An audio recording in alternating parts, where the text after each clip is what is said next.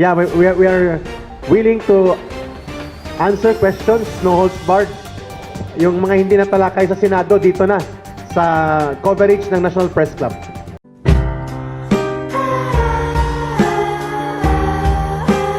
Yo, what's up mga Lodis? Mega Peps TV. Welcome back po sa aking YouTube channel. Ngayong araw po na to, meron po tayong papakitang video sa inyo. Ito po ang panayam po kay Ka Eric at saka sa dalawa pa po niyang kasamahan na mga babae. Diyan po sa loob po dati ng CPP-NPA na dati po silang kadre. Sinuwalat po nila ang talamak na ugnayan po ng CHR at saka ng grupong CPP-NPA po. No? Dito po natin malalaman kung gaano na po kalalim o kalawak ang ugnayan po ng mga grupong ito na namamanipula po nila ang ating mga sangay ng gobyerno. Lalong-lalo na po dito sa loob ng kamera. Alam naman po natin na marami pong nakapasok dyan na kanilang mga alagad. Ayan po. Kaya po pala wala po tayong napapala dito po sa CHR. Ang mga pinapanigan lang po nila, kung napas lang po nila yung mga kakampi po ng mga tiwaling grupo, dyan po sila nagsisilabasan. Pero kapag ang usapin po dito ang mga kasundaluhan, wala po sila pakialam. Ayan po mga lods, no? Tunghayan nyo po mga lods. Ito po, papanood ko na po sa inyo. Nakakabahala po yung statement ng Commission on Human Rights kanina. We take serious offense and we put into doubt that statement of Commissioner Dumpit representing human rights as if she was speaking this afternoon in Senate as the extension of the CPP Information Bureau. The same line ang naririnig namin at nakikita namin sa propaganda line ng CPP, the way itong si Commissioner Dumpit ng Human Rights explains her views on red tagging. And excuse me po, ang Alston mission was not a neutral mission. It was instigated by the Communist Party International Department by way of the network operation of ILPS, International League of People's Struggle, na si Joe Masison ang namumuno. Under ito sa kumpas at infiltration ng CPP International Department based on Utrecht, Netherlands. The Alston mission was premeditated, orchestrated by the Communist Party through the International Department. Ulitin ko, the first victim of the Alston mission was the disbandment of IALAG, Interagency Legal Action Group. Itong legal offensive arm of the government during the Gloria Macapagal Arroyo administration was disbanded due to the Alston recommendation. And whose demand was that? Demand yan ng Communist Party of the Philippines. At ang taga-Commission on Human Rights, tanungin natin ang Philippine National Police. Hindi yan nagko-cooperate para mag-file ng kaso sa sinasabi niyang sila daw ay nababahala sa maraming pagpatay at atake sa human rights defenders. Ang tanong, saan ang kaso? Saan ang blatter? Even ang karapatan at ang grupo ng CPP, they do not cooperate the PNP. Anong sagot nila? Tanongin niyo si Yusek Loren Badoy. Standard, we do not trust the PNP that we will be given justice. Sino magbibigay ng justisya? NPA? So what kind of system is this? Tatakbo ka sa UN, tatakbo ka doon sa European Union, and telling the world that there is a breakdown on the observance of civil liberties and political rights, and human rights are being violated systematically by the government, and yet you do not want to cooperate with the Philippine police and other law enforcement for you to bring the case in court properly. Anong klase ito? What they want is to diminish and demolish the integrity of the government at the international forum. At yun kanina ang tinutumbok ng statement na yun ng Commission on Human Rights. Ang nakakabahala nito, ang Commission on Human Rights ay part ng government. O bakit ang kanyang linya parang linya talaga ng NDF, ng CPP at ng Information Bureau ng Communist Party of the Philippines? We're open for the question and answer. Sige po. Yeah, we are willing to answer questions, no holds barred. Yung mga hindi natalakay sa Senado, dito na sa coverage ng National Press Club. Okay. Okay na. Sir, tanong ko lang po. Sir, sa natitirang 2 taon ni Presidente sa kanyang termino, sa tingin niyo po ba achievable pa yung meaningful peace sa Pilipinas, government to CPP-NPA? Ang pagtingin namin personal and at the same time as a group, as former CPP cadre, the government under President Duterte is serious and sincere to achieve peace. Sinagot ko rin kanina yan eh. They're double talking there. Ang CPP party list representative. The objective of the CPP is not peace. The objective of the CPP is to overthrow the government. Take political power, govern, and establish a pro-communist system of government in our country. At ang peace talks ay bahagi ng kanilang taktika para ikutan ng batas, makapagpropaganda, makapag-recruit, mapigilan ang pag-abante ng military operations, at the same time, mailabas ang kanilang mga leaders at kadre na nakakulong by way of bringing them as consultants. More than that, there is nothing more that the CPP wants to achieve peace. Una sa lahat, ibubulgar namin. Sana tinanong to kanina ni Senator Lacson. Ang peace framework mula 1992 under the Hague Declaration na sinimula ni Pangulong Ramos, walang DDR. Anong DDR? Disarmament, demobilization, and reintegration. Wala yon. Ibig sabihin, the NPA will retain their arms and they will be given disposition area and there will be only permanent long-term signed bilateral ceasefire. But the arms na hawak ng NPA, they will not demobilize. Walang DDR component yon. So anong klaseng peace talks yun na hindi pala magbababa ng armas ang NPA? And number two, they do not want to put under framework ng 1987 Constitution ang pinag-uusapan sa peace talks. So that is a big problem. Sa tanong mo, sir, may pag-asa pa kaya? Sa tingin namin, with this kind ng pag-iisip ng CPP and PNDF, we cannot achieve real peace with them. So anong pwedeng gawin? Localized peace negotiation or peace talks.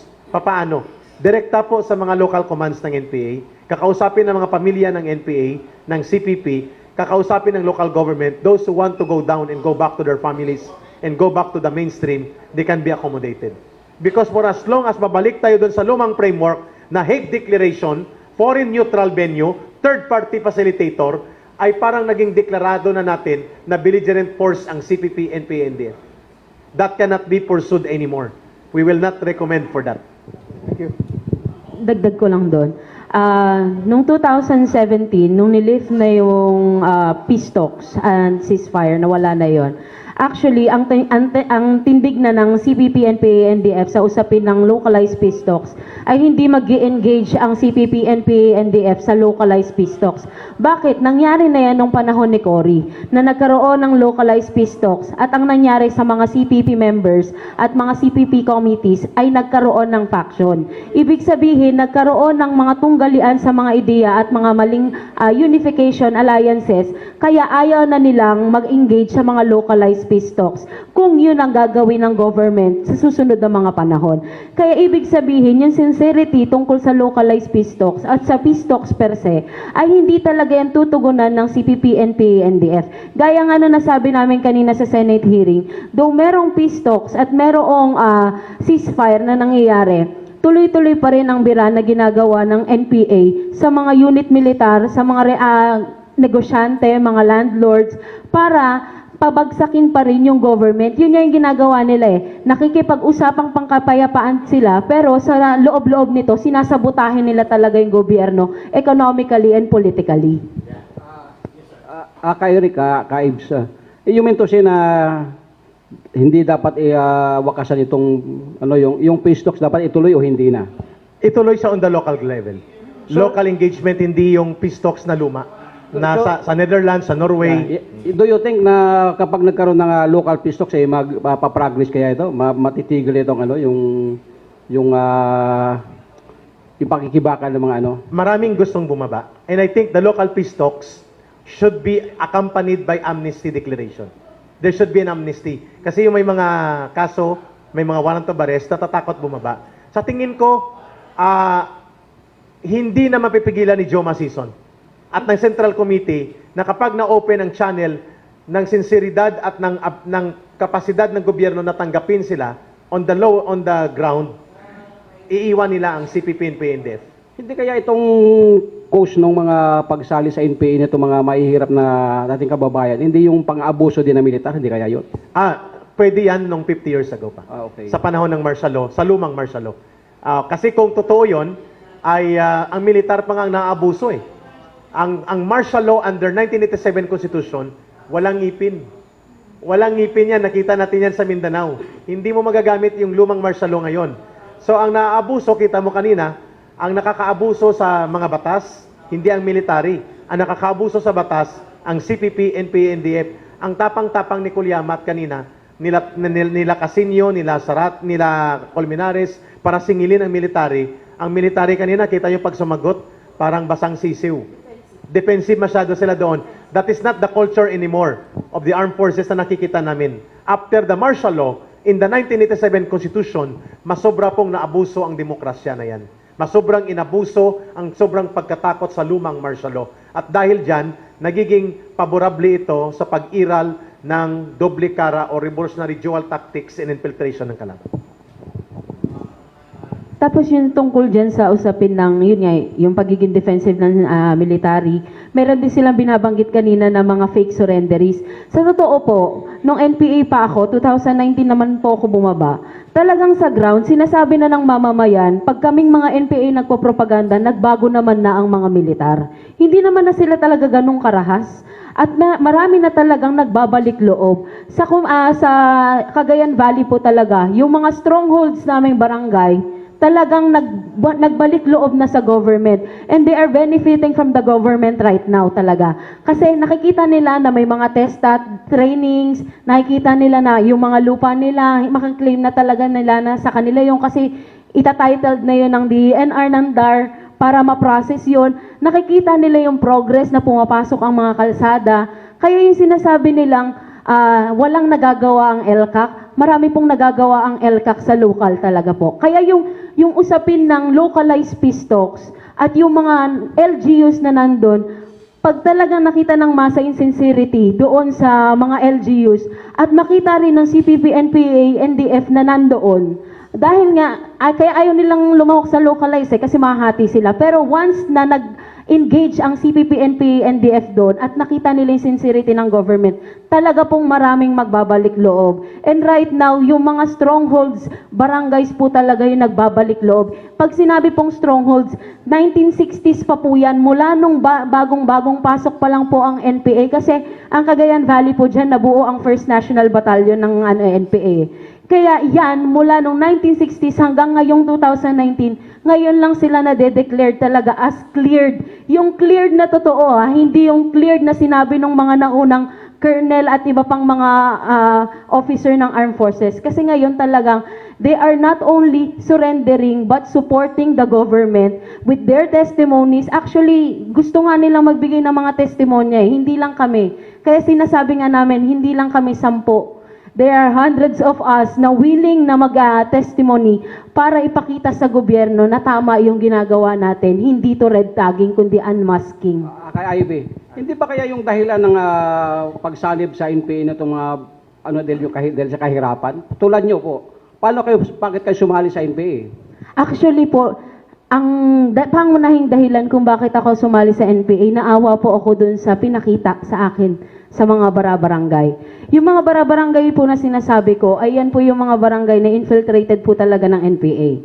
Kasi yan, combinations po yan. May doctrinalization, yung mga pag-aaral na binibigay, at the same time, rally for agitation, propaganda, at the same time, immersion. Ibig sabihin, dinodoctrinalize ka, naroromanticize mo na ano yung mga pwedeng nangyayari dun sa baba, blaming the government for nagpapabaya sila dun sa mga mamamayan, tapos makikita mo sa baba na agitated talaga yung mga tao na galit na galit. Kasi, eto nga, napapabayaan kami, ganyan. Pero, sa kabilang banda nun, ano ba talaga yung nagsasamantala sa kanila? Meron kaming area sa Cagayan Valley na pinasok namin yan, galit yung mamamayan, pero bakit talaga hindi umuunlad yung area na yon? Ang pangunahing problema ng tao ay kalsada. Hindi makapasok yung kalsada kasi ang dahilan ng kontraktor, natatakot kami, baka sunugin ng NPA yung makinarya namin. Kasi yung mga masa dyan, NPA naman eh. Kaya paano namin masisecure naman yung, yung security ng operations namin pag pumasok kami dyan? Gustuhin man namin, may budget man yung kalsada, pero dahil ang mga masa dyan, supporter ng NPA, natatakot kami. Kasi nagnenegosyo rin lang naman kami. Gusto namin mang tumulong pero gano'n ang nangyayari. Kaya yung CPP, NPA, NDF, talagang binablock niya yung development ng mga lugar. Maraming mga lugar talaga ang gusto nang mag-improve ng kanilang mga, yung economic. Pero dahil nandoon ang presensya ng NPA, nahihirapan yung mga negosyante natin at yung mismong mga locals, natatakot sila kasi baka pag nakipag-usap sila sa gantong negosyante, i-ban sila or itag sila as pro-government. Anong mangyayari sa kanila? Yung lugar nila kinikilusan ng NPA. Sila, ibaban ng NPA, papalayasin sila sa barangay, mawawala yung kabuhayan. One follow-up question. Dagdag ko po dun sa ano ni Ka Ivy, tungkol doon sa recruitment nga sa legal. Kung naalala niyo po kanina yung isang video na nagsalita, yung leader ng alyansa na magbubukid ng Gitnang Luzon, si Ka Joseph Canlas. Actually, kaka-collective ko po siya. Para ilinaw din yung sinasabi nga na recruitment na nagsisimula yan sa hanay ng mga mamamayan. Ako po bilang leader kabataan din na nagsimula sa Gitnang Luzon, personal ko pong nakasama si Joseph Canlas. Naging ka-collective ko po yan sa Regional Peasant Committee yes, party po yon noong 2014, May to hanggang August po, nung na-deploy ako sa Peasant dahil inire-ready namin yung Manila Lakbayan noong June 2014. Yun po yung naglakad yung mga magsasaka ng Gitnang Luzon mula Angeles City, Pampanga hanggang Mindiola ng isang linggo. Kasama ko po yan, nakasama ko din yan. Si Joseph Canlas po kasi pala ay siya ang Vice President noon ng Kilusang Magbubukid ng Pilipinas, Regional Coordinator ng Anak Pawis, Chairman ng Alyansa ng Magbubukid ng Gitnang Luzon, at ika-4 na nominado ng Anak Pawis.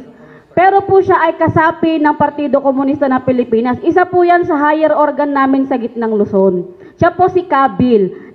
Bakit ko nasabi na siya ay kasapi ng Partido Komunista ng Pilipinas? Simple lang po. Nakasama ko po yan sa pagkuha ng International Communist Movement sa Villasis, Pangasinan na ginanap sa isang kombento doon na miyembro ng RMP, at ang nagline po sa amin doon ay yung Alay Bayan Incorporated o ABI kung tawagin. Ito po yung foundation na ginagamit naman para sa mga relief operation daw, pero sa totoo, kalahati ng mga nakukuha nila ng mga donasyon, ipinapadala yon sa mga unit ng NPA.